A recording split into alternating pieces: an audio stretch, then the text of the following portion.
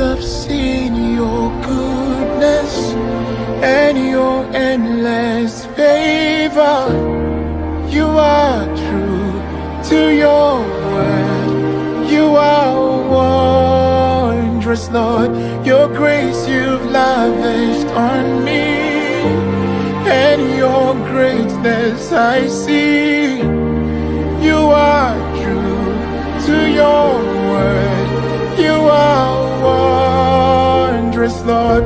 My eyes have seen your goodness and your endless favor. You are true to your word. You are wondrous, Lord. Your grace you've lavished on me, and your greatness I've seen.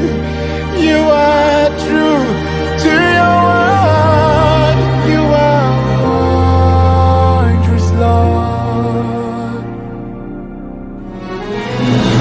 My eyes have seen your goodness and your endless favor. You are true to your word. You are wondrous, Lord. Your grace you've lavished on me, and your greatness I've seen. You are true to your word. You are wondrous, Lord. My eyes have seen your goodness and your endless favor. You are true to your word. You are wondrous, Lord. Your grace you've lavished on me, and your greatness I've seen. You are true to your word. You are wondrous, Lord.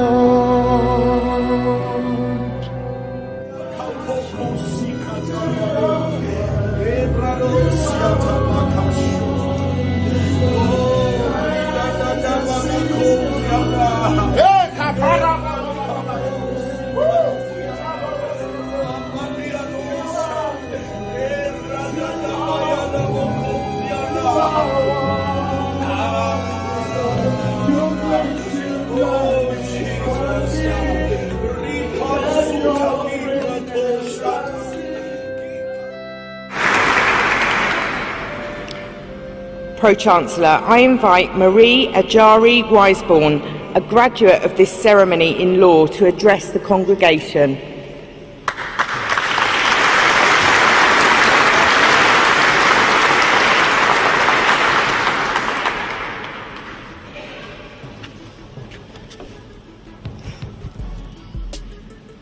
Pro-Chancellor, President and Vice-Chancellor, distinguished guests, family, friends, and fellow graduates, please join me to celebrate and thank Sarah and the amazing team that is part of the ceremonies, the sound, the media team. Let's just thank them for what they've done.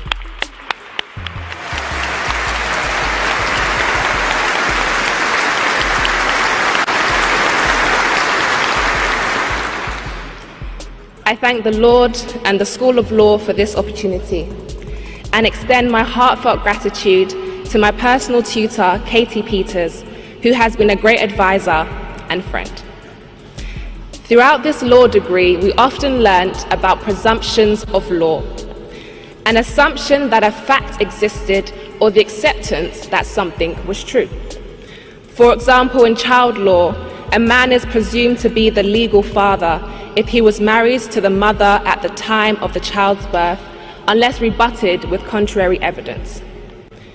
When I reflect on graduations in this country and across the world today, I believe there may be a presumption also that the student life experience exists and threads through each of our journeys, knitting us together, making it easier in moments like this to present an experience accepted as true of what may be the majority sitting in this room today.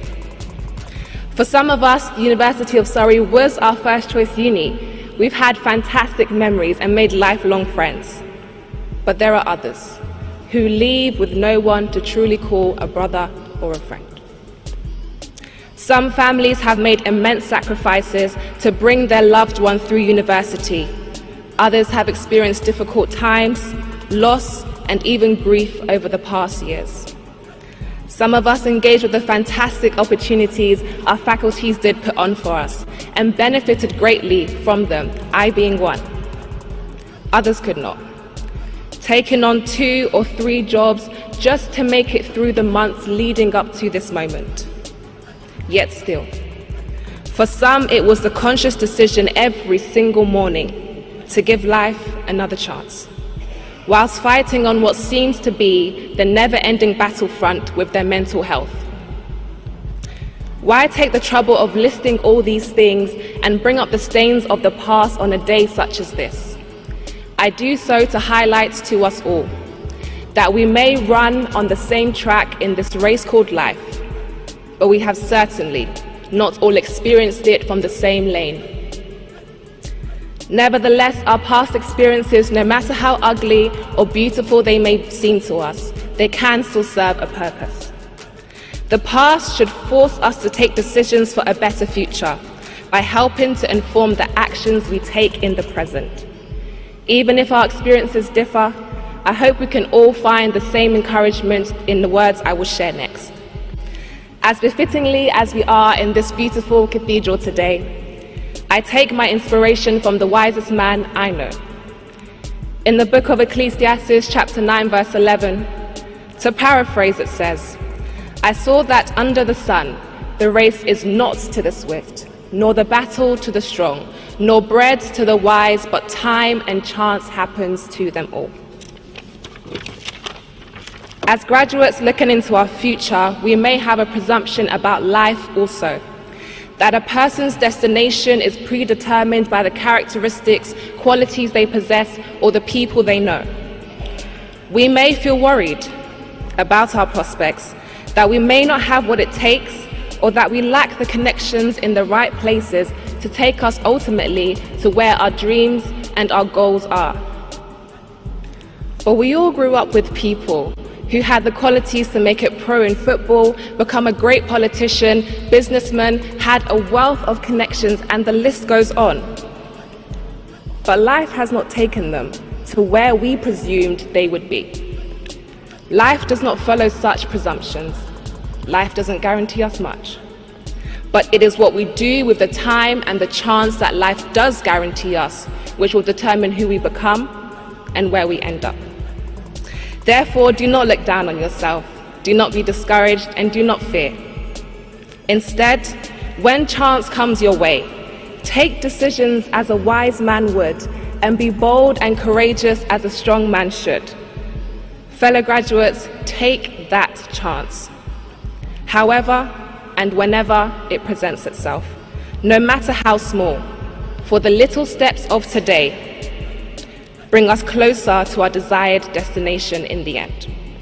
Class of 2022, in a few moments will leave this hall, but I pray you remember that time and chance will happen to us all. Time will not always be on our side, for we do not know when we will enter our final lap and breathe our last breath.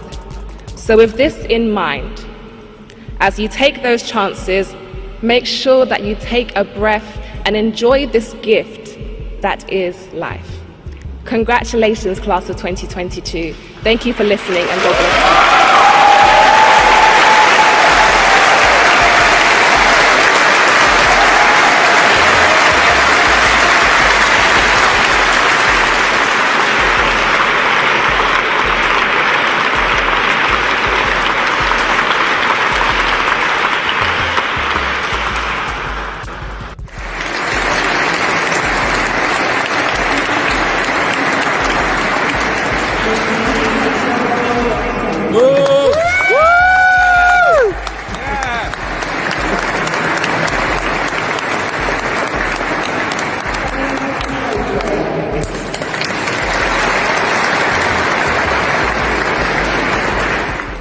So this is a graduation speech of Moses Bliss, now fiancee.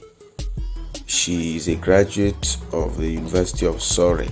She studied law. When Moses Bliss proposed to her 2 days ago or a day ago, so many people started circulating her picture that she doesn't do makeup. She's a lady who would not put her hair of 500 million and all of that. One, Mrs. Bliss' wife, she does makeup. And another thing is this: she also is a human being. A lot of people like, she doesn't do makeup, it's just a girl chasing her Jesus and all that. Fine. Moses Bliss made her on Instagram. She has Instagram account as well, but not chasing clout like many Nigerian ladies. Her name is Marie WiseBorn. A lot of people are like, she's this, she's that. Please, you don't really know her very well. If you don't know her very well, don't compare her to others. But the good thing is, what I can say, she's humble, she's down to earth. Moses Bliss met her and liked her, and now they have, they are engaged and they are about to have their marriage. But one thing I must tell Nigerian ladies is this: try to be humble. Most of them are not humble. I see a lot of them making podcasts. And one called Doing said, a former BB Naija housemate, she's saying she can't marry a man that is not staying in the island. Where is she staying? Is she staying in the island? Maybe not. So I met some lady somewhere. She says she wants to marry someone who lives in Maitama in Abuja, who has a car, who has this. One, she doesn't even have her own personal car. She's not even a graduate. But this is her expectation, how her expectation is. And that's why many of them have remained unmarried for years. They said, what will you bring to the table? But what are you meeting on the table? So many of them are not getting it.